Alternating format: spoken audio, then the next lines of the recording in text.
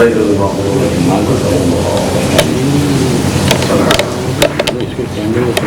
لا حول ولا قوة إلا بالله العلي العظيم.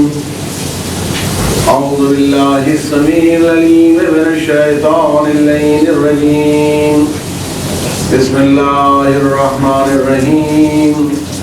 الحمد لله رب العالمين والصلاة والسلام على سيد الأنبياء والمرسلين سيدنا ومولانا بالقاسم محمد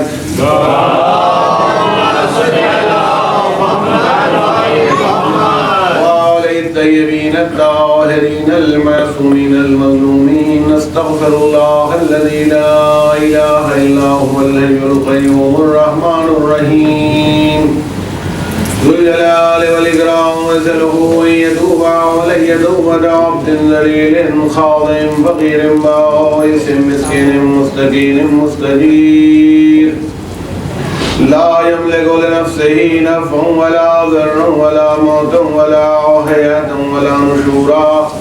أما بعد فقد قال الله تبارك وتعالى في كتابه المجيد والفرقان الحميد وقوله الحق.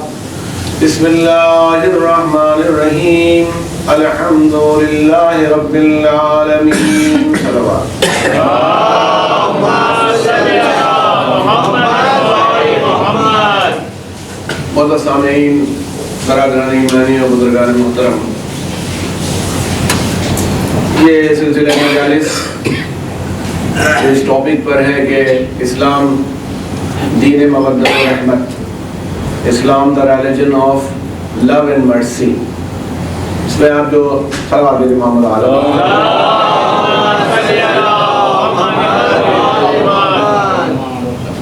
ایک صلوات اور ارشاد فرمائیں.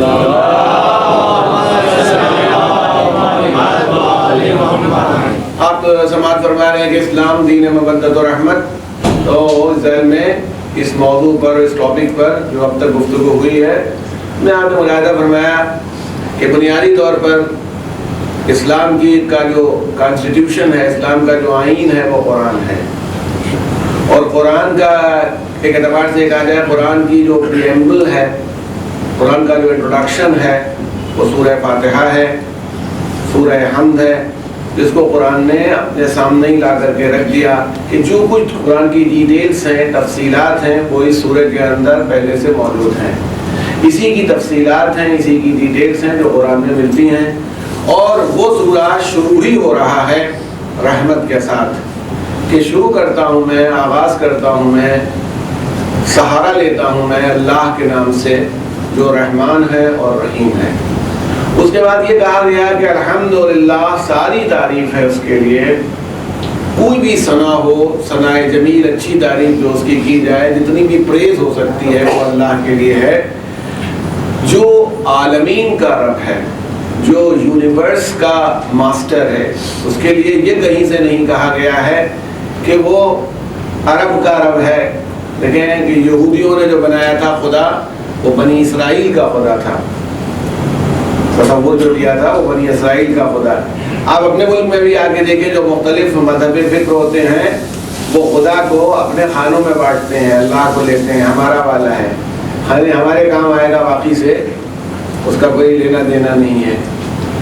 جب عیسائیوں میں آپ آتے ہیں، میرا مقصود کسی پر تبصرہ کرنا نہیں ہے، لیکن اس سے آپ کو اسلام کی کا وہ یونیورسل اپروچ دکھانا مقصود ہے. اس کی آفاقیت آپ کے سامنے لانا چاہتا ہوں کہ اگرچہ مسلمان کو ہونا ہی چاہیے کہ وہ مانے کہ لا الہ الا اللہ محمد رسول اللہ، لیکن اللہ نے اپنی ربوبیت کے لیے کہیں نہیں کہا کہ میں اس کا رب ہوں جو لا الہ الا اللہ محمد رسول اللہ کہتا ہے.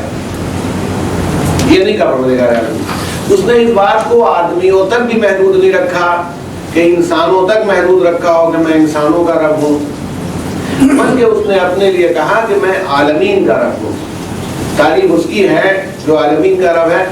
اب اس سے ایک بات اور بھی آپ اپنے ذہن عالی میں محفوظ رکھیں اور سوچ لیں، کبھی تو بہت سے عہدے حل ہو سکتے ہیں کہ اگر یہ کسی ایسے آدمی کا بنایا ہوا کلام ہوتا جو عربی میں پیدا ہوا تھا، وہ اسی پینیسولا میں رہا، وہاں سے باہر بھی نہ گیا ہو اور وہ بنا کر کے ایک چیز دیتا تو وہ اتنی آفاقی بات خود نہیں کر سکتا تھا۔ عالمین کا تصور کر پانا، ارے بھائی آپ یہاں بھی دیکھیے جو ہندو مذہب ہے 6000 سال پرانا تقریباً، آپ اس میں دیکھیے وہ 3 ہی لوگ ہوتے ہیں، ایک آکاش لوگ شاید ہے، ایک پاتال لوگ ہے، ایک وہی زمین جو مرتو لوگ ہے جس میں آپ رہتے ہیں، باقی سب لوگ ختم ہو گئے۔ یعنی زمین کے نیچے چلے جائیے، گویا ایک دنیا یہ ہے، ایک زمین کے اوپر ہے، اور ایک جو زمین پر لوگ رہ رہے ہیں، اور ایک بس یہ اوپر گئے اور ختم ہو گیا۔ تو کہنا یہ ہے کہ ساری کیفیت جو سمٹی ہوئی ہے وہ زمین میں سمٹی ہوئی، یہاں تک کہ اگر آپ توجہ فرمائیں گے تو آپ دیکھیں گے کہ گیلیلیو کو جو پنشمنٹ ملا تھا، جو سزا دی گئی تھی، چرچ نے دی تھی، وہ اسی بنیاد پر دی تھی کہ وہ یہ کہتا تھا کہ سورج نہیں گھومتا، زمین سورج کے گرد گھومتی ہے۔ عیسائی عقائد کے اعتبار سے یہ زمین کی، جس زمین پر خدا کا بیٹا پیدا ہوا ہو، اس زمین کا طواف سورج کو کرنا چاہیے یا وہ زمین سورج کا طواف کرے؟ یہ انسلٹ کی بات ہے نا، خدا کا بیٹا یہاں پر پیدا ہوا تو وقت اس کا طواف کیسے ہوگا؟ اس کا طواف ہو، سورج اس کے گرد گھومے، نہ کہ وہ سورج کے گرد گھومے۔ تو گیلیلیو کو بیچارے کو بلایا گیا، اس کو معلوم تھا کہ ہم مر ڈالے جائیں گے، تو اس نے گھٹنے توڑے، کنفیشن کیا، کنفیشن کرنے کے بعد معافی مانگی کہ میرا عقیدہ فاسد تھا، اور حقیقتاً اس نے یہ کہا حقیقتاً زمین ہی کے گرد سورج گھومتا ہے۔ اس کا مطلب میں نے ایک بات نکالی، گیلیلیو آخر تک یہ بات جانتا تھا کون چیز گھوم رہی ہے اور کون سی نہیں گھوم رہی ہے، مگر اس کا مطلب ہے وہ جانتا تھا کہ یہاں پر سوائے تقیے کے کوئی دوسرا حکم کام نہیں آئے گا۔ تو اب ہماری سمجھ میں یہ آ گیا کہ جو صاحب علم ہوتا ہے وہ بیکار جھنجھٹ بازی نہیں کرتا، تقیہ کر کے بڑھ جاتا ہے کہ جاہلوں سے کون نپٹے۔ صلوات محمد و آل محمد۔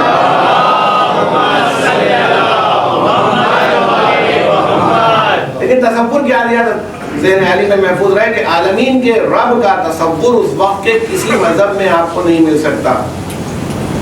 جتنے بھی کنٹمپرری ریلیجن آج بھی ہیں ان کے پاس بھی عالمین کا تصور نہیں ہے، کائنات کا تصور نہیں ہے، وہ کائنات کو زمین تک محدود سمجھتے ہیں۔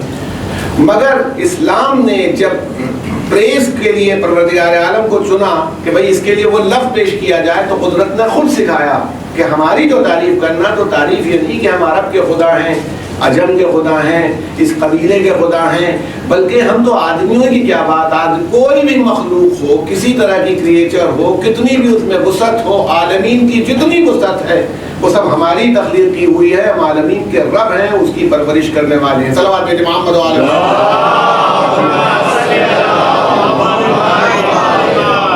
تو رب العالمین ہے، وہ عالمین کی پرورش کرنا۔ اور میں نے آپ سے بتایا تھا کہ ربوبیت جو ہے اس کا فنکشن ہے رب کا، رب جو کچھ کرتا ہے اسی کو ہم ربوبیت کہیں گے۔ تو جو ربوبیت ہے، اس ربوبیت کی شان کیا ہوتی ہے کہ پالنا، پرورش کرنا، عربی میں جس کو ربوبیت کہیں گے آپ اسے پالنا پوسنا کہتے ہیں، نگہداشت کرنا، دیکھنا، سپروائز کرنا، اس کو ڈیولپ کرنا، یہ تمام چیزیں ربوبیت میں آتی ہیں۔ تو اللہ تعالیٰ نے یہ اپنے اوپر فرض قرار دیا کہ ہر شے کو، آدمیوں کو نہیں، ایک اتنا سا انڈے سے چیٹی کا بچہ نکلا اور پوری کائنات اس کی تربیت میں جڑ جاتی ہے، اور وہ بھی ویسے ہی پرورش پاتا ہے جیسے ساری کائنات اسی کے لیے خلق کی گئی ہو۔ ادھر ایک درخت کی، ایک چھوٹے سے پودے نے اپنے کو باہر نکالا اور ویسے ہی تربیت کا جتنا کارخانہ تھا سب اس کے لیے ویسے ہی لگ گیا جیسے آدمی کے لیے۔ ہم پیدا ہوئے، معلوم ہوتا ہے، آپ بتائیے، ہم میں سے ہر آدمی جیسے لگتا ہے سورج ہمارے لیے بنایا گیا ہو، آکسیجن ہمارے لیے بنائی گئی ہو، پانی ہمارے لیے بنایا گیا ہو، یعنی اتنی بڑی کائنات بچھا دی اس نے، اور ہر ذرے کی تربیت کر رہا ہے۔ اگر وہ ہر ذرے کی تربیت کر رہا ہے تو ربوبیت کا فریضہ اگر وہ کائنات کے ذرے ذرے کے لیے انجام دے رہا ہو تو کیوں نہ رب العالمین کہلائے؟ اس لیے وہ عالمین کا رب ہے، زبردستی نہیں بن گیا۔ کوئی ایک ذرہ ایسا نہیں ہے جس میں آپ کو لگے، ایسا لگتا ہے کہ ادھر کوئی چیز جس میں نمو کی صلاحیت ہے، ڈیولپ ہونے کی صلاحیت ہے، سامنے آئی، اور ایسا لگتا ہے جیسے پوری کائنات اس کی مدد میں جٹ گئی۔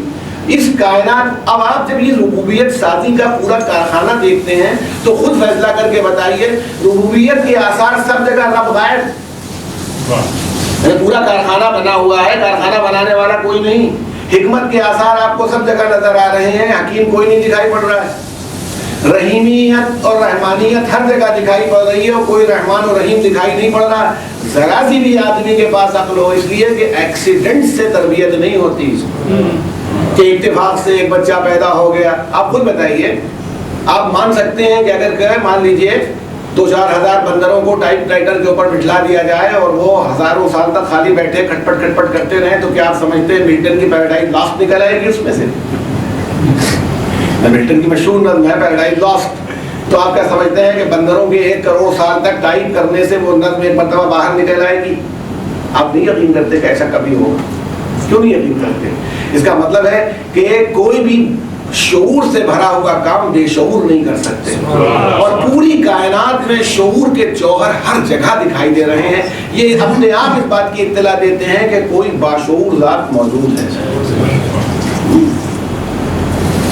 یہ سمجھ لیجیے کہ اسی لیے شاید جوش نے کہہ دیا تھا، وہ خود کتنے بڑے مطلب اللہ کا اکثر مذاق اڑاتے تھے، یعنی میں کہتا کہ وہ مواحد نہیں تھے، مگر امام حسین کی بات کے لیے کہا ہے کہ اسی بات کی طرف، ہاں وہ حسین جس کا عبد آشنا سوات، کہتا ہے گاہ گاہ حکیموں سے بھی یہ بات، یعنی درون پردہ صدرنگ کائنات ایک کارساز ذہن ہے، ایک ذی شعور ذات، سجدوں سے کھینچتا ہے جو مسجود کی طرف، اور تنہا جو ایک اشارہ ہے معبود کی طرف۔ کہتے ہیں امام حسین کی اکیلی ذات اشارہ کر رہی کہ اگر ایسا رب العالمین نہ ہوتا تو اس کا بندہ اتنا بڑا کارنامہ انجام ہی نہیں دے سکتا۔ صلوات محمد وعلی محمد۔ دیکھیے ایک چیز، ایک فرق میں اپنے بچوں کے لیے پیش کرنا چاہتا ہوں، ایک مثال سے، 50 مثالیں ہیں لیکن ایک مثال سے بتانا چاہتا ہوں آپ کو۔ پانی انسانی زندگی کے لیے انتہائی ضروری چیز ہے، یہ آپ بھی جانتے ہیں، بلکہ آپ کو یہ معلوم ہے کہ اگر جسم میں لاس آف واٹر ہو جائے، جتنا ہونا چاہیے اس سے کم ہو جائے، تو بعض اوقات ڈی ہائیڈریشن سے آدمی مر سکتا ہے۔ پانی کی اتنی ضرورت ہے، تو قدرت نے یہ تو صحیح ہے کہ ہوا کی، آکسیجن کی اس سے زیادہ ضرورت تھی، تو آکسیجن کو پوری دنیا میں ہر جگہ پھیلا دیا۔ اور یہ بھی اب جتنا آپ سوچتے جائیں گے اللہ کی ربوبیت کے جوہر نظر آتے جائیں گے، اگر یہ اوزون لیئر وغیرہ نہ بنا دی ہوتی قدرت نے تو آکسیجن زمین پر رہتی ہی نہیں۔ یعنی کرۂ ارض کے اوپر، اس زمین کے اوپر آکسیجن رکھنے کے لیے باقاعدہ بیریئر بنا ہوا ہے کہ یہاں سے آکسیجن جانے نہ پائے، ورنہ زندگی مفقود ہو جائے۔ آپ بتائیں سورج سے جو زمین کا فاصلہ ہے، اگر وہ اس کا ڈبل ہو جائے جتنا ہے تو زمین پر بالکل برف جم جائے، اس کا آدھا ہو جائے تو زمین میں آگ لگ جائے۔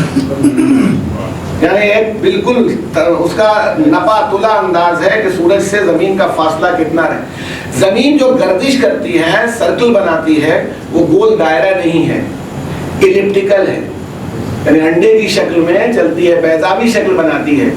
بیضاوی شکل بنانے کا فائدہ یہ ہوتا ہے، اور وہ بھی زمین یوں نہیں ہے، تھوڑی جھکی ہوئی ہے۔ اس جھکی ہوئی زمین کے چلنے سے اور ایلپٹیکل راستے پر چلنے سے کبھی برسات ہو جاتی ہے، کبھی جاڑا پڑ جاتا ہے، کبھی گرمی پڑ جاتی ہے، اور موسموں کی اس تبدیلی سے کبھی دانہ پیدا ہونے لگتا ہے، کبھی فصل تیار ہو جاتی ہے، کبھی فصل کٹ جاتی ہے۔ ورنہ اگر زمین سیدھی کھڑی ہوتی اور دائرہ برابر کا ہوتا تو جہاں جو موسم تھا وہی رہتا، تبدیلی کا کوئی امکان نہ ہوتا۔ یعنی اس کا مطلب ایک مدبر ہے، ایک کارساز ذہن ہے، ایک ذی شعور ذات جو بنائے ہوئے ہیں۔ ہم آپ تو خالی جو لوگ مطالعہ کر لیتے لوگ واہ واہ واہ واہ کیا عمدہ بات بتا دی، یہ خالی انہوں نے تھوڑا سا جان لیا، اور وہ بھی کتنا جانا ہے، ایک ذرے میں جو کیفیت سمو دی گئی۔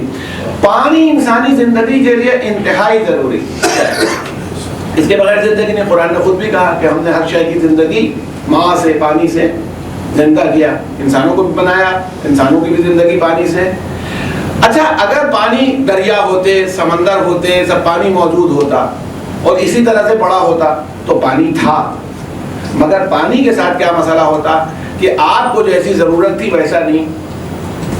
پانی ہے، پانی کا ہونا اس کی رحمانیت اور رحیمیت کی دلیل ہے، لیکن پانی کا سسٹمیٹک وے میں ہونا، کنٹینیوٹی کے ساتھ آنا، ریگولیرٹی کے ساتھ آنا، یہ اس کی ربوبیت کا نشان ہے۔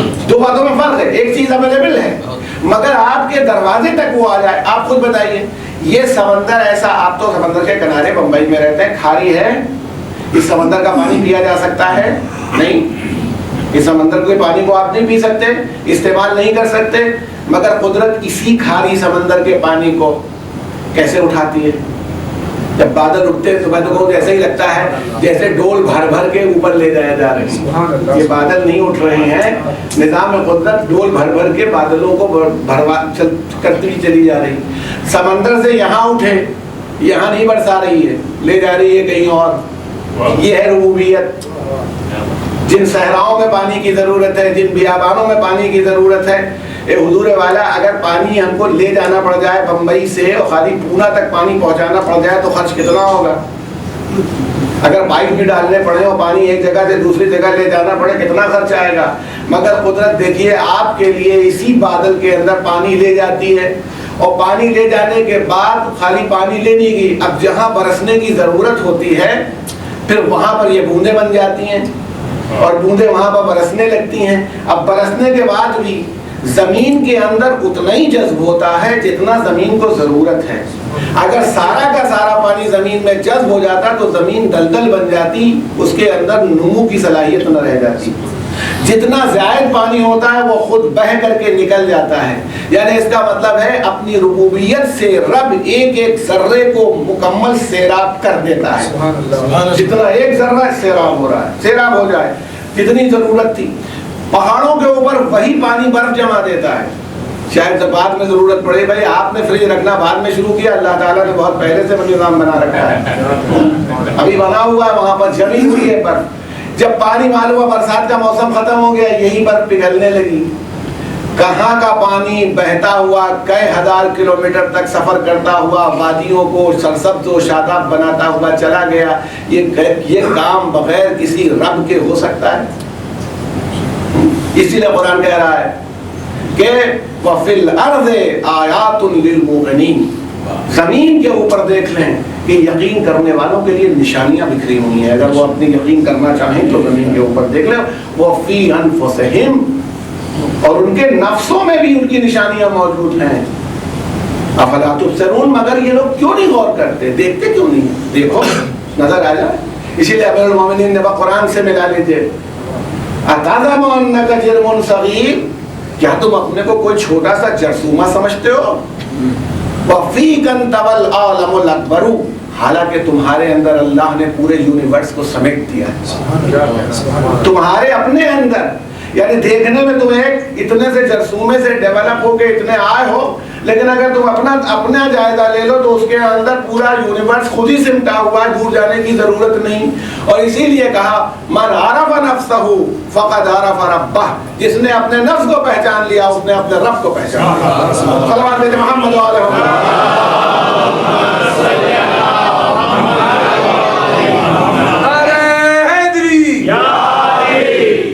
آپ دیکھیں اس کی ربوبیت اور اس کی شان، اس کی رحمانیت۔ رحیم تھا، پانی ہوتا مگر معلوم ہوتا ہمیں لے جانے کے لیے مصیبت ہوتی نہیں، اس میں پانی ہے۔ آج آپ دیکھیں عجیب بات ہے، اس کی درخت ہوتے ہیں تو پانی خوب برستا ہے۔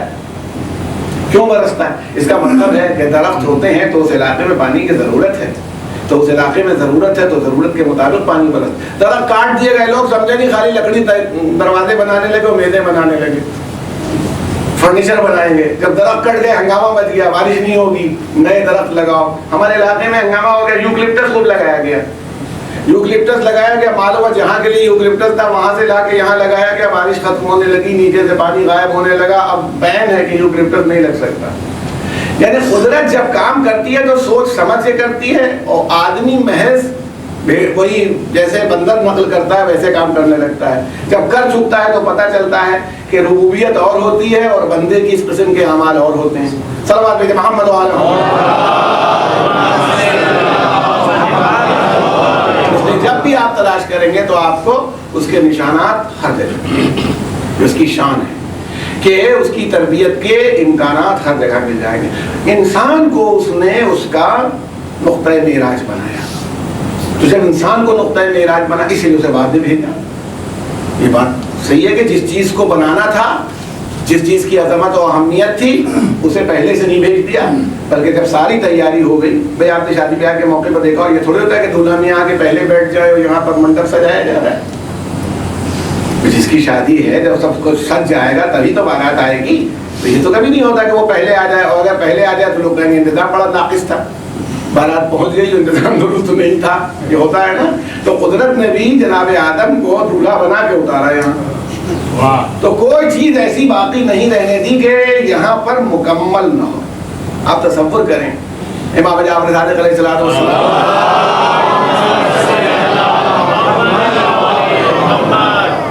یہ ارشاد فرمایا، کوئی شان آپ سمجھ سکتے ہیں؟ دنیا میں جتنی خوشبو ہے، کتنی خوشبو ہے صاحب، کتنے عطر والے ماسک عطر کشید کر کے بیچ رہے ہیں، اور سیٹ بیچا جا رہا ہے، اور گلاب ہے اور چمیلی ہے اور کتنی قسم کی خوشبوئیں ہیں.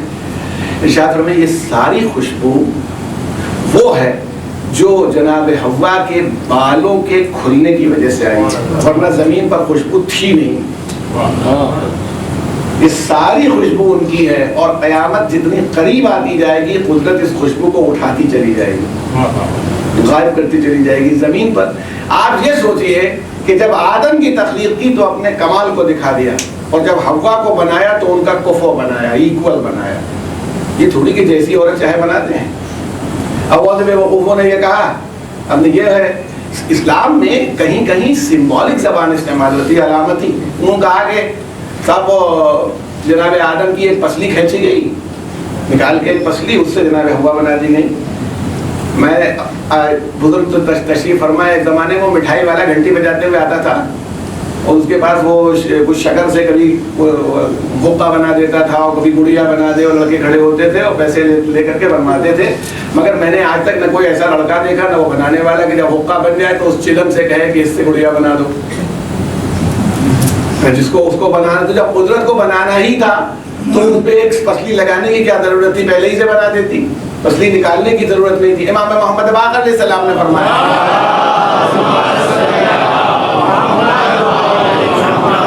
کہ حوا کو بنایا اس بچی ہوئی مٹی سے، اس فاضل طینت سے جس سے آدم بنائے گئے تھے.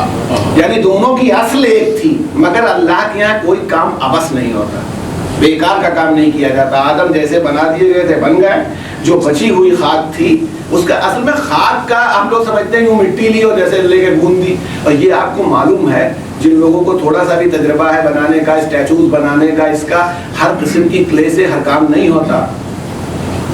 بت بنانے والے جو ہوتے ہیں ان کی کلے کی اس کا کمبینیشن کچھ اور ہوتا ہے کہ کیسے اس کو تیار کیا جاتا ہے. تو جب آرڈینری اسٹیچوز بنانے ہوں تب ان میں یہ کمبینیشن چاہیے. قدرت کو آدم کو بنانا تھا تو کون سا کمبینیشن ہونا چاہیے، یہ اس کا کمال ہے کہ کون سی چیز کاربن کتنا ہونا چاہیے اور اس کے اندر نائٹروجن کتنی ہونی چاہیے اور میٹل کتنا ہونا چاہیے اور کیلشیم کتنی ہونی چاہیے. یہ تھوڑے کا مختلف جگہوں سے مٹی منگائی، یہ فرشتوں سے مختلف جگہوں سے مٹی منگانا نہیں ہے، بلکہ ان عناصر کو، ان ایلیمنٹس کو ترتیب دینا ہے جو آدم کے یہاں ترتیب دیا گیا، جس کے اندر چھٹے امام نے فرمایا بھی ہے کہ اس میں 4 ایلیمنٹ ایسے ہیں جو بہت زیادہ ہیں، پھر 8 اس سے کم ہیں، پھر 16 اس سے کم ہیں، جو انسان کی تخلیق کے سلسلے میں باقاعدہ تحقیق ہوئی ہے وہ یہ سامنے آئی. تو حوا کو بنایا. دیکھیں اسلام دین مودت و رحمت کیوں ہے؟ کیونکہ جب بنایا تو ان دونوں کو مودت و رحمت کا سمبل بنا کے اتارا.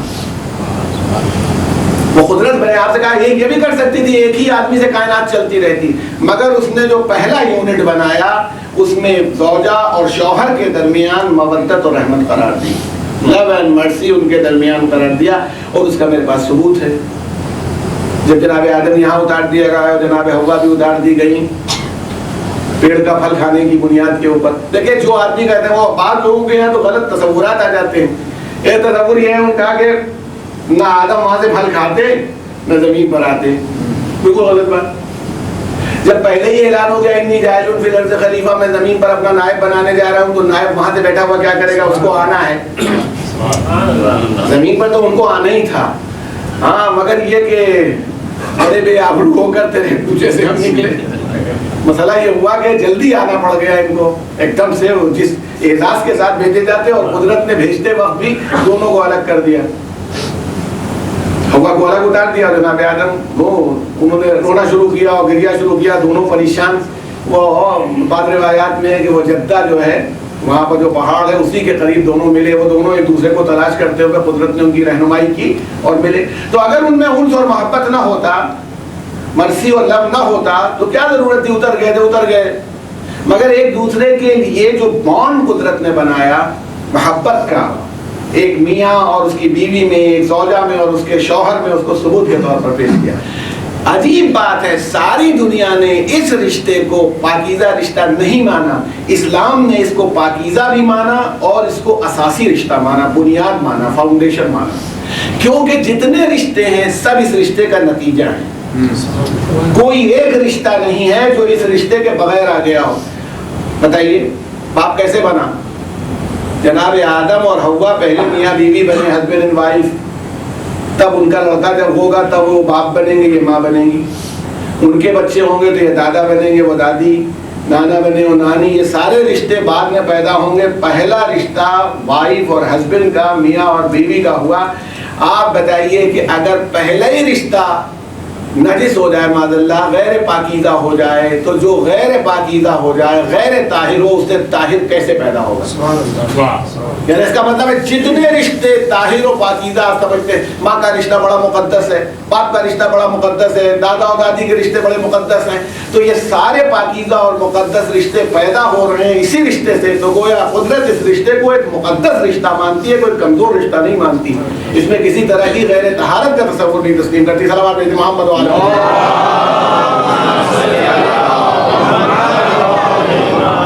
अब दुनिया उस लव एंड मर्सी को खत्म कर दे, उस उन्स को खत्म कर दे, उस मवद्दत और रहमत को खत्म कर दे, तो इस्लाम इसका जिम्मेदार नहीं। लेकिन इस्लाम ने बुनियादी तौर पर इस रिश्ते की अज़मत और अहमियत को पेश करते हुए सबसे पहले इसी रिश्ते की बुनियाद रखी और इस रिश्ते को इतना अहम रखा। इसीलिए देखिए इस्लाम ने दूसरों के यहाँ ये है, शादी ब्याह को एक कमजोरी समझा गया। आप गौर फरमा लीजिएगा, बुद्धिज्म में मसलन जब मैं पढ़ता हूँ बुद्धिज्म को, यानी गौतम बुद्ध की इतनी तारीफ की जाती है, ठीक है, लेकिन उनके यहाँ ये है कि औरत के चक्कर में जो आदमी पड़ेगा तो निर्वाण नहीं होगा।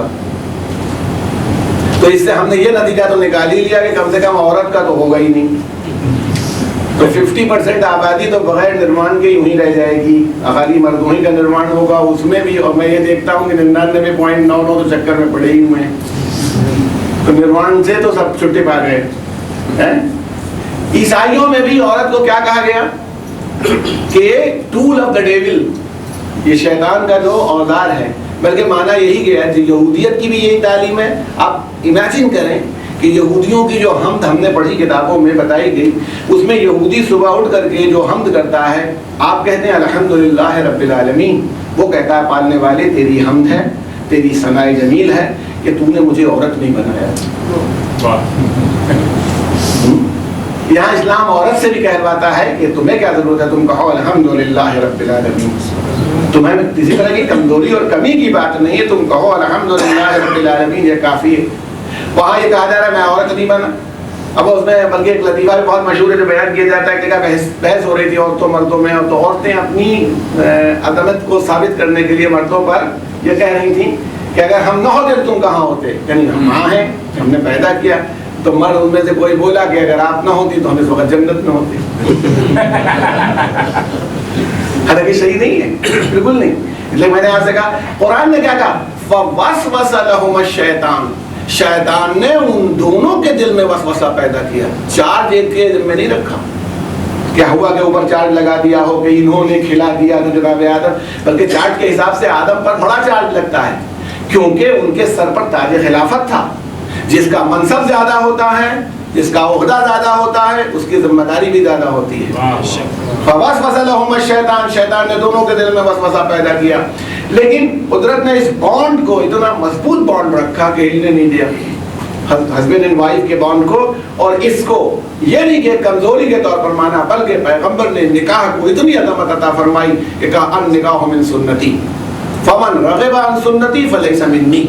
निकाह जो है मेरी सुन्नत है, जो निकाह करेगा वो मुझसे है, और जो निकाह न करे बगैर किसी वजह के वो मेरी उम्मत में से है ही नहीं। یعنی اتنی بڑی عظمت، پیغمبر کے عمل کو جس کو آپ سنت کہتے ہیں وہ کرنا دین ہے، وہ کرنا مستحب اجر و ثواب کا باعث ہے. یعنی دنیا نکاح کو کمزوری سمجھ رہی ہوگی، اسلام نکاح کو عبادت مانتا ہے. صلوات محمد و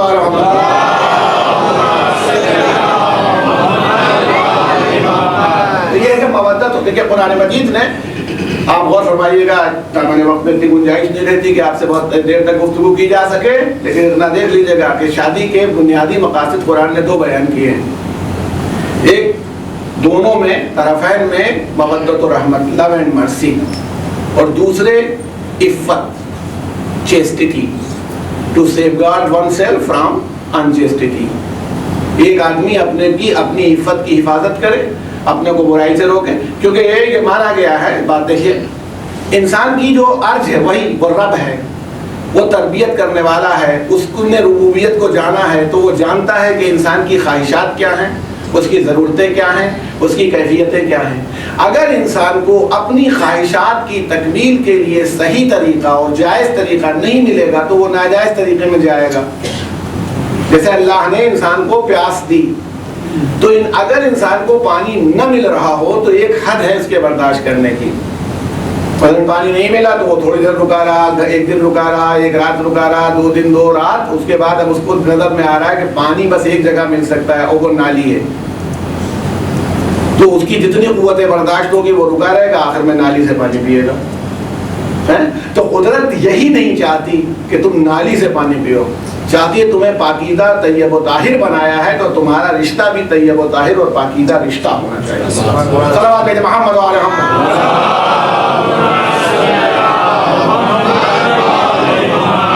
اب اس میں دیکھیے افیکشن کے بانڈز بنانے کے لیے قدرت نے ان میں بانڈز رہیں، وہی باتیں جو عورت کے لیے اور مرد کے لیے ایک دوسرے کے لیے عبادت کا درجہ رکھتی ہیں، وہی باتیں اگر غیر کے لیے کی جائیں تو گناہ کی منزل میں آ جائیں. یہ بہت سامنے کی بات ہے. مثلا عورت کا سینٹ لگانا غیروں کے لیے حرام ہے اور گناہ کا باعث ہے، اور اس لیے سینٹ لگا رہی ہے، حالانکہ ہوتا یہی ہے. دفتر جاتے وقت شوہر کے لیے اگر وہ سینٹ لگا یہی عبادت ہے.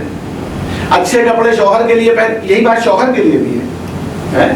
یعنی شوہر کو جھڑوس بنے ہوئے گھوم رہے ہیں کہ ان کو دیکھ کے معلوم ہوتا ہے بھوت آیا. ایک دوسرے کے لیے اس بانڈ کو پاکیزہ رکھیں اور ایک دوسرے کے لیے افیکشن رکھیں، تو جتنا وہ ایک دوسرے کے افیکشن کا انتظام کریں گے قدرت اس سب کو عبادت پہ شمار کرتی ہوئی چلی جائے گی. لیکن دیکھیں اسلام کی تعلیم ایک طرف ہے، سماج کی تعلیم دوسری طرف ہے. جتنے خراب کپڑے ہوتے ہیں وہ سب گھر میں پہنے جاتے ہیں، جتنا انسان، بلکہ یہاں تو خیر آپ کے یہاں نہیں ہے، ایران میں اس طرح کے واقعات بہت ہوئے جن پر اسٹڈی ہوتی ہے. سوشل، چونکہ میرا تو سبجیکٹ ہے فیملی لا پہ آپ سے کہہ رہا ہوں. وہ عورتیں جو آتی ہیں وہ آفس سے لوٹی، انہوں نے آتے ہی اپنے ناخن کی حفاظت کے لیے اس کے اوپر تھیلی چڑھا دی اور وہ جب میک اپ بالکل دھو دیا، میک اپ دھونے کے بعد بال بکھیر دیے تو خود ہی چھوڑے نظر آنے لگتی ہیں. ابھی تک تو وہ اچھا، اس میں ہوتا کیا ہے، یہی آدمی جب دفتر میں جاتا ہے تو اس کو جو وہاں پر کام کرنے والی خواتین ہیں وہ بالکل خوبصورت نظر آ رہی ہیں، حالانکہ اسے یہ نہیں معلوم کہ گھر میں اپنے گھر میں جا کے یہ بھی چڑیلی بنیں گی. وہ ان کو اس فارم میں نہیں دیکھتا، اپنی بیوی کو اس فارم میں دیکھتا ہے. نتیجہ یہ ہوتا ہے کہ بجائے ایک دوسرے کے لیے مودت و رحمت رہے، یہ مودت و رحمت آپس سے غائب ہو جاتی ہے اور جو طریقہ اسلام نے پسند نہیں کیا ادھر مڑ جاتی ہے. سینٹ اگر عورت لگا لے غیر کے لیے تو کیا ہے، غسل کرے. شریعت اس سے مطالبہ کر رہی کہ آپ غسل کریں اس سینٹ کو مٹانے کے لیے کہ اس کے جسم سے چلا جائے. وہ خوشبوئیں عورت کے لیے جائز قرار دی گئیں، بہتر قرار دی گئیں جو دور تک نہ جاتی ہوں. مثلا حنا کا لگانا، مہندی کا لگانا، کیونکہ دور تک اگر خوشبو جائے گی تو خوشبو کو دیکھ کے بھی کوئی پلٹ سکتا ہے. اس کا خود خوشبو لگانا کیوں مودت. آج دیکھیے بہت سے ماشاءاللہ تمام علماء تشریف فرما ہے اور بعمل علماء تشریف فرما ہے، مجالس یہ پڑھتے رہتے ہوں گے تو بعض اوقات خطبہ اور علماء یہ تذکرہ فرماتے رہتے ہیں آپ کے سامنے اور آتا ہے، اور اس تذکرے میں آپ سنتے ہیں کہ عورت کے کیا کیا حقوق ہیں. کہ وہ یہ کرے، وہ چاہے تو روٹی نہ پکائے، اور وہ چاہے تو مثلاً کہے کہ تم روٹی پکا کے لاؤ، کپڑے سلوا کے لاؤ، اور یہ. مگر میں آپ کے سامنے کہتا ہوں کہ جو میری اسٹڈی ہے کہ اس لا کی اور اس کے اعتبار سے، کہ ایک بات یاد رکھیے گا، انسان جو حق کی زیادہ بات کرتا ہے فیملی اور کورٹ میں بہت فرق ہوتا ہے.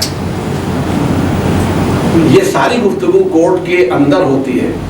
بلکہ ہمارے یہاں ایک بہت مشہور مثال دی جاتی ہے کہ ایک کہاوت ہے کہ جب میاں بیوی کے درمیان سے محبت دروازے سے باہر چلی جاتی ہے تو وکیل کھڑکی سے کود کے اندر آتا ہے.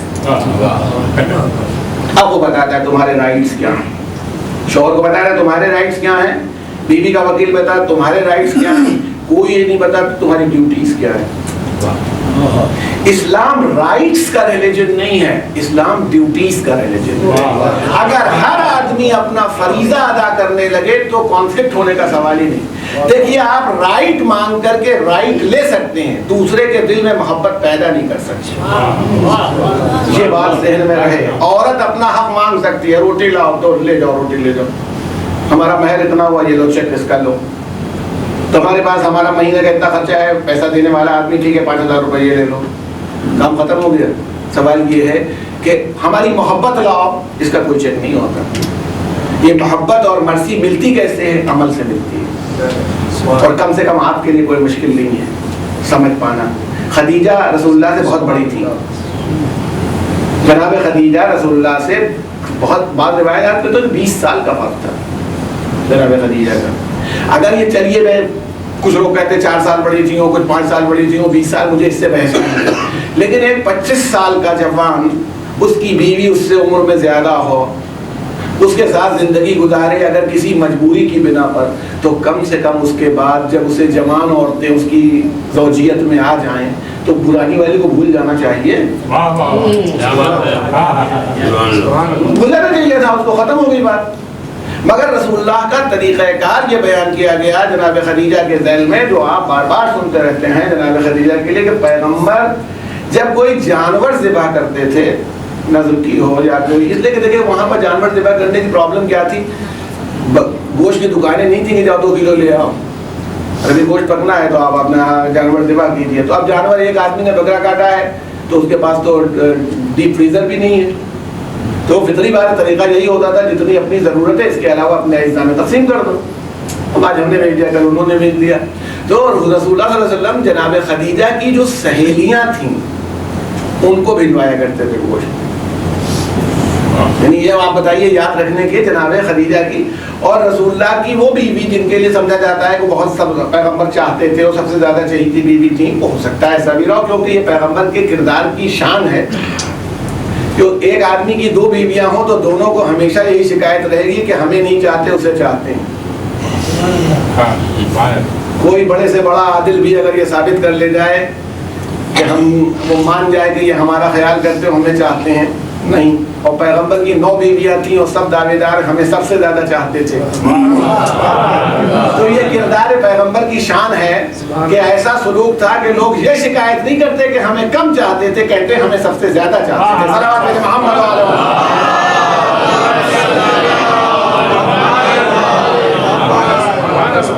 مودت و رحمت آپ خدیجہ میں اور پیغمبر میں دیکھیں کیسی مودت و رحمت. جناب خدیجہ نے کیا کیا ہے اور رسول اللہ نے اس کا جواب کیا دیا. تو رسول کی بات کی زندگی ہے جو آپ کے سامنے یاد کیا. تو انہوں نے کہا, اعتراض کر دیا, کہا بڑھیا کو کب تک. اب اس میں تو جو جملے انہوں نے استعمال کیے وہ ممبر سے بتا بھی نہیں سکتا میں آپ کو, کہ جو جملے انہوں نے کہے ہیں اور وہ تاریخ میں نقل ہو گئے. مگر میں اتنا ہی کہہ دیتا ہوں کہ انہوں نے یہ کہا کہ اب آپ اس دنیا کو کب تک یاد کریں گے. جناب خدیجہ کے لیے کہا تو رسول اللہ کا چہرہ غصے سے سرخ ہو گیا. یہ کس کا چہرہ ہے؟ یہ رحمت للعالمین کا چہرہ ہے, جنہیں اپنے دشمنوں کو غصہ نہیں آتا, جن کا حال یہ ہے کہ وہ بڑے سے بڑے دشمن کو معاف کرنے کے لیے تیار ہو جاتے ہیں. انہوں نے کہا آپ کو اللہ نے اس سے بہتر بیویاں دے دی. اللہ کے رسول نے کہا اس سے بہتر کیا, اس کے برابر بھی نہیں تھی. پیغمبر اللہ کی عطا کے اوپر کہہ رہا ہے کہ اس سے بہتر کیا, اس کے برابر بھی نہیں تھی, کیونکہ اس نے اپنا مال میرے اوپر خرچ کیا, اس کے بطن سے میری اولاد ہوئی, اور جب سب مجھے جھٹلا رہے تھے تو اس نے میری تصدیق کی. صلوات محمد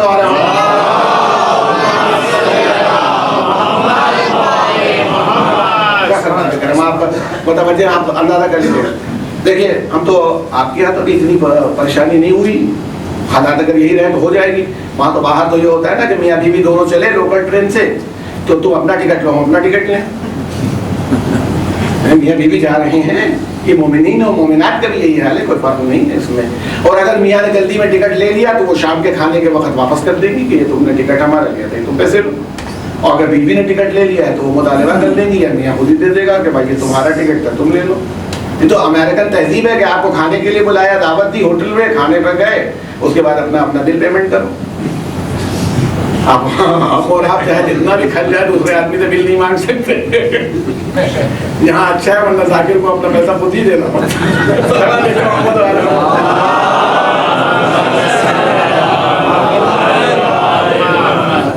آپ دیکھیں نا مطالبہ اتنا ہو رہا ہے. اب وہاں جائیے تو وہاں سب سے بڑا مسئلہ کیا ہوتا ہے؟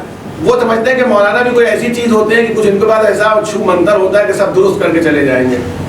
پہلے خود بگاڑ پیدا کیجیے، پھر عالم دین آئے اور خطبہ آئے اور سب درست کر دیں. کچھ ایسا بتائیے، سمجھا دیجیے. اب بتا کیا تھے بتائیں گے جو وہ آپ کی سمجھ میں نہیں آئے گا. آپ رائٹ کانشیس ہیں، ڈیوٹی کانشیس نہیں ہے. اسلام آپ کو ڈیوٹی کانشیس بنانا چاہتا ہے. یہ نہ دیکھو اس لیے کہ محبت کے معیار، گھر میں عدالت جس دن لگ گئی ٹکراؤ ہو جائے گا. فیملی عدالت لگنے کا نام نہیں. کس نے کتنا خرچہ کیا ہو، کس نے کتنا کھایا ہو، کس نے کیا کیا اور کس نے ناشتہ تیار کیا ہو، کس نے روٹی پکائی. اگر اس طرح کا ڈسٹریبیوشن ہونے لگا تو صبح سے شام تک ایک جج صاحب کو بیٹھے رہنا پڑے گا کہ یہ میاں بیوی اٹھیں، جب تک سو نہ جائے میں بیٹھا رہوں یہاں. جہاں محبت ہے.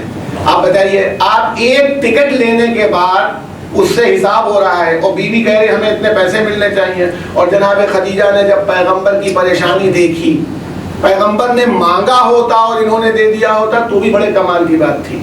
انہوں نے مانگا نہیں.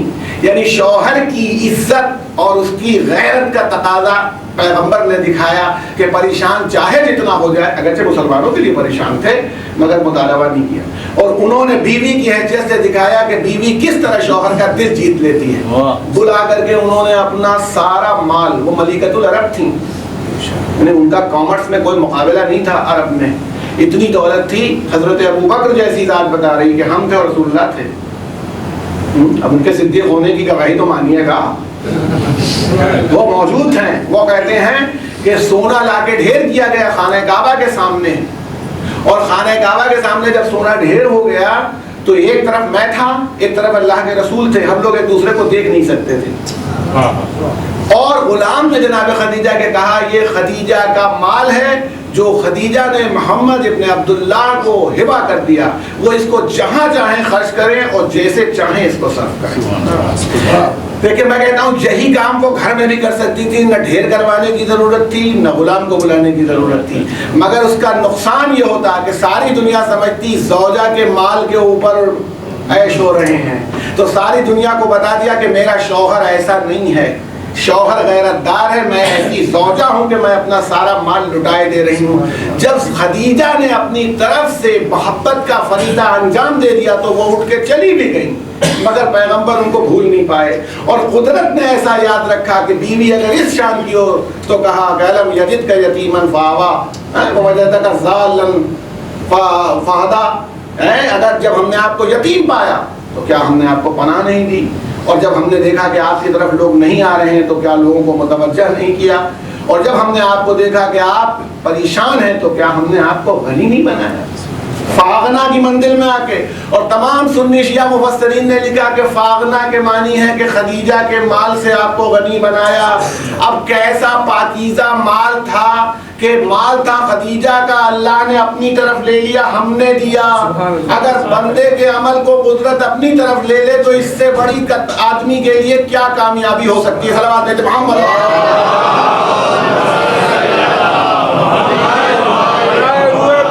ام المومنین خدیجہ الکبریٰ ایک سلوات بآواز بلند.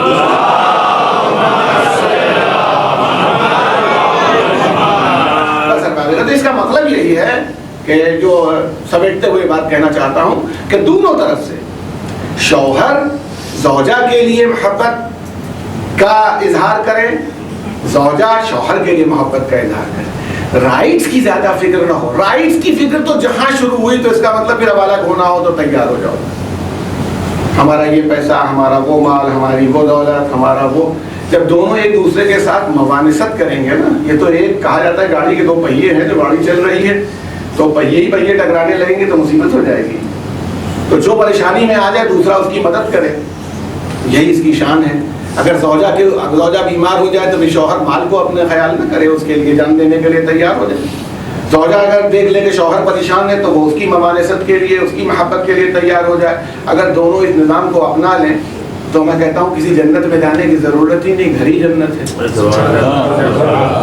رسول اللہ نے فرمایا, کسی نے کہا تھا کہ یا رسول اللہ, جب میں گھر جاتا ہوں تو میری بیوی میرا استقبال کرتی ہے, میرے لیے کھانا لا کے رکھتی ہے, مجھ سے بہت ہی اچھی طرح سے گفتگو کرتی ہے. تو پیغمبر نے کہا تمہارے لیے تو یہی جنت ہے. یعنی جنت ہونے کے لیے دودھ اور گھی کی نہروں کی ضرورت نہیں ہے. بات لوگ سمجھتے ہیں کہ بہت اچھا کھانا کھا, ایسے بہت سے افراد آپ کو اسی دنیا میں مل جائیں گے جن کے لیے دودھ اور شہد کی نہریں جاری ہیں مگر سکون نہیں ہے. اور جب کہ زوجہ اور شوہر کو ایک دوسرے کے لیے انس کا موضوع بنایا, سکون کے لیے دودھ اور شہد کی نہروں کی ضرورت نہیں ہوتی, محبت کی ضرورت ہوتی. کربلا کے اس ہنگام میں آپ اندازہ کیجئے کہ کیا پانی بھی جہاں نہ ہو وہاں تمام دوسری لوازمات کہاں سے مہیا ہو سکتے تھے.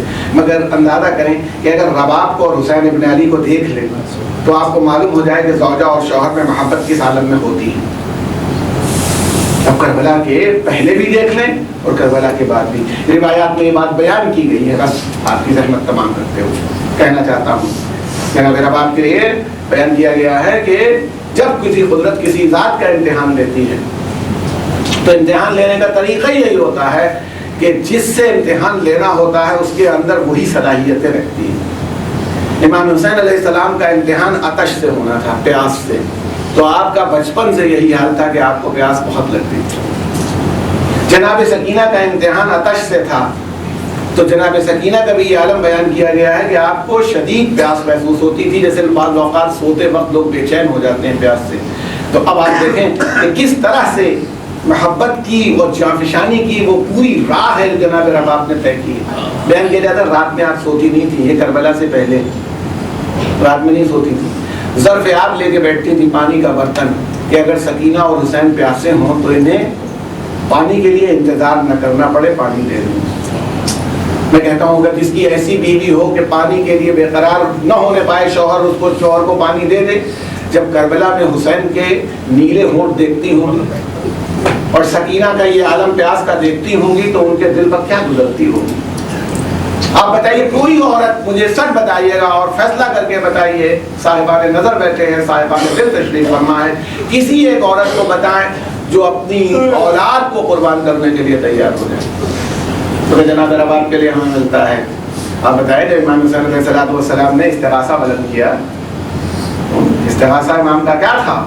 حل من ناصر ینصرنا وحل من مغیث یغیثنا. کئی استغاثے آپ نے کربلا میں بلند فرمائے اور ہر استغاثے پر کوئی نہ کوئی جواب آیا.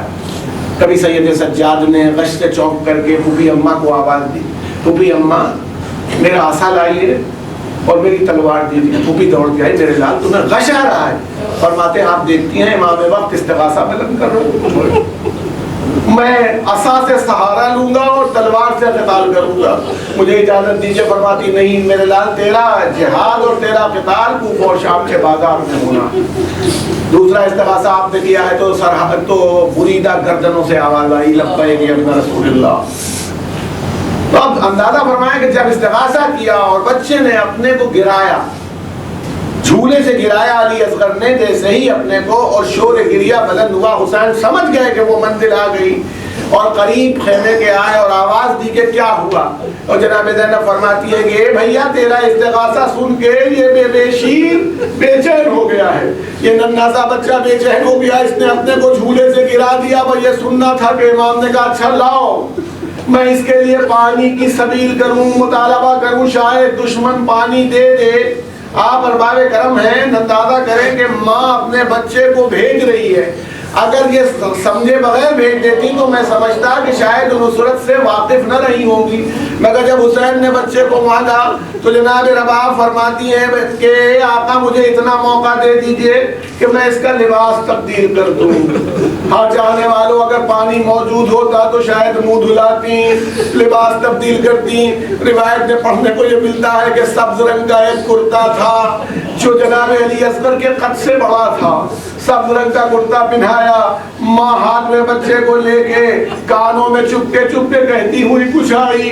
امام نے جیسے ہی بچے کو اپنی آغوش میں لیا، پیار کیا، فرماتے ہیں رباب اپنے لال سے تم کیا کہہ رہی تھی؟ جناب رباب ارشاد فرماتی ہیں آقا میں نے علی اصغر سے 3 باتیں کہی ہیں۔ پہلی بات تو یہ کہی کہ میرے لال جب وہاں جانا تو دادی سے میری شکایت نہ کرنا کہ تجھے پانی نہیں دیا، اگر پانی موجود ہوتا تو پانی تجھ سے زیادہ عزیز نہ کرتی۔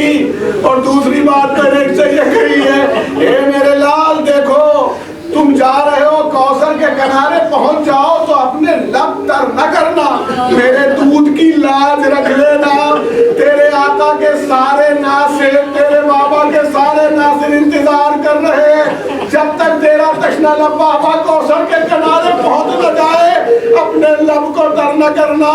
اور تیسری بات میں نے اپنے لال سے کہی ہے، ارباب کرم کوئی اندازہ نہیں کر سکتا کہ ماں کیسے سوچ رہی ہے۔ یہ مجاہد اکبر جناب علی اصغر کی ماں کا حال ہے۔ فرماتی میں نے کہا لال اب تم میرے بچے کی حیثیت سے نہیں جا رہے ہو، حسین کے ناصر بن کے جا رہے ہو، حسین کے مجاہد بن کے جا رہے ہو، اور جب تک تمہارے بابا کا کوئی مجاہد رہا ہے تمہارے بابا تک کوئی حربہ لگنے نہیں پایا، کوئی حربہ تمہارے بابا کے قریب نہیں آیا، اب ناصر بن کے جا رہے ہو تو دیکھو اپنے بابا کو ہر حربے سے ہر ہتھیار سے بچانا تمہارا کام ہے۔ چاہنے والوں فرمولا کے لیے کہا جاتا اس نے 3 مرتبہ میں نشانہ لگایا اور تیر کو رہا کیا۔ تیر کی کیفیت یہ بیان کی گئی ہے کہ تیر سے شعبہ ایسا تیر تھا، تیر سے شعبہ جو جناب علی اصغر کے اپنی جو آپ کا طول تھا قد کا اس کا 3 گنا تیر تھا، اس میں 3 پھل لگے ہوئے تھے، ننھی سی گردن کے مقابلے میں تیر اس نے رہا کیا۔ کہا یہ جاتا ہے کہ تیر جناب علی اصغر کی گردن پر آگے لگا، مگر میں کہتا ہوں اگر تیر نشانے پر آ رہا ہوتا تو ننھے شہزادے کو ہمک کر کے تیر گردن پر لینے کی ضرورت نہ تھی، شاید ماں کی وصیت کا خیال تھا کہ تیر بابا کی طرف جا رہا ہے، اسی لیے ایک مرتبہ ہمک کے فرمولا کا تیر اپنی گردن پر روکا اور شاید زبان پہ زبانی سے ماں کو آواز دی ہو اے مادر گرامی میں نے بڑی کوشش کی کہ بابا تک حربہ جانے نہ پائے، مگر گردن میری بہت نازک اور چھوٹی تھی، تیر کا ایک پھل بابا کے پالتو میں پیوست ہو گیا، اس کے لیے علی اصغر شرمندہ ہے۔ داران امام مظلوم شہادت جناب علی اصغر کے بعد جب امام علی اصغر کا جسد مطہر لے کے آئے، آپ کو معلوم ہے امام کو جذبات کا انسانی جذبات کا کتنا خیال تھا۔ کبھی میں کہتا ہوں علی اکبر کا لاشا لے کے چلے امام تو یہ مشہور روایت ہے کہ کبھی لاشا اٹھاتے تھے کبھی رکھ دیتے تھے مگر واپس نہیں ہوئے، یہاں تک کہ خیمے کے قریب آئے، مگر آپ دیکھتے ہیں جب علی اصغر کا لاشا لے کے چلے تو بار بار خیمے کی طرف پڑھتے تھے اِنَّا لِلَّهِ وَإِنَّا إِلَيْهِ رَاجِعُونَ رِضًا بِقَضَائِهِ وَتَسْلِيمًا لِأَمْرِهِ۔ 7 مرتبہ لاشا لے کے آگے گئے، 7 مرتبہ پیچھے آئے، شاید یہ سمجھ میں نہیں آ رہا تھا کہ مادر علی اصغر رباب کو جا کے کیسے سمجھاؤں گا، تیرے لال کو پانی پلانے کے لیے لے گیا تھا، اب تیرا لال اس حالت میں آیا، مگر ادھر خیمے کے قریب آئے، آواز دی رباب اپنے بچے کو لے جاؤ۔ ننھی شہزادی سکینہ دوڑ کے خیمے تک آئی، اے بابا میرا بھیا سیلاب ہو گیا، اے بابا میرے بھیا کو پانی مل گیا۔ چاہنے والوں کا مجمع ہے، سکینہ جیسی بہن ہے جو علی اصغر کو اتنا چاہتی تھی کہ شام غریبہ جب پانی ملا تو خود نہیں پیا تھا، مقتل کی طرف دوڑی چلی جا رہی تھی، میرا بھیا علی اصغر سیراب ہو جائے، شاید اسی فکر میں آئی، بھیا کو پانی مل گیا۔ ارباب کرم کی اتنی بڑی تکلیف تھی، امام نے فرمایا اے سکینہ تیرا بھیا اب ایسا سیراب ہوا ہے کبھی ایسا نہیں ہوگا۔ حسین کے سینے پر یہ ایسا داغ تھا داداران امام مظلوم، جب تمہیں پیغام دیا امام نے اے سید سجاد جب مدینے واپس جانا تو میرے چاہنے والوں सलाम कहना और कहना कि जब ठंडा पानी पिए तो मुझ गरीबों बेकस की प्यास को याद कर ले। सैयद सज्जाद कहना मेरे चाहने वालों से, काश तुम रोज़े आशूरा मौजूद होते और देखते कि जब मैं अपने नन्हे से शहमाहे के लिए सवाल आप कर रहा था तो पानी से नहीं बुलबुला के तीर से उसकी प्यास बुझा दी गई। आखिरी जुमला और आपकी रहमत तमाम। हाँ, इतना हुआ, जनाब रबाब जानती थी कि हुसैन के दिल पर कितना बोझ है, इसीलिए हुसैन के उस बोझ को हटाने के लिए नन्हे से शहजादे को अपने हाथों में दिया। हुसैन के बजाय शहजादे को मुखातब बनाया और फरमाया, अमिस्लो का यूनहार, ए मेरे लाल, क्या तेरी उम्र के बच्चे भी ज़िबा कर दिए जाते हैं? यानी तेरे आका का तेरे बाबा की कोई गलती न थी। अरे दुश्मन ऐसा जालिम था जिसने तेरे तीर लगा दिया।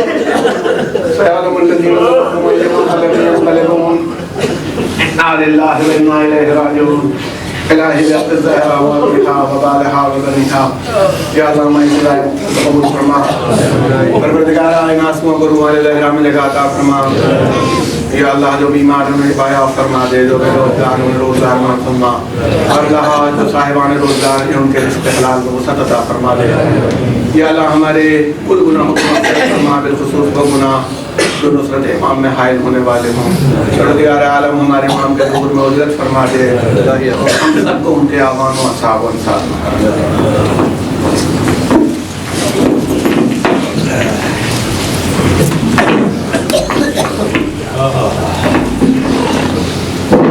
السلام علیکم یا باب اللہ، السلام علیکم یا رسول اللہ۔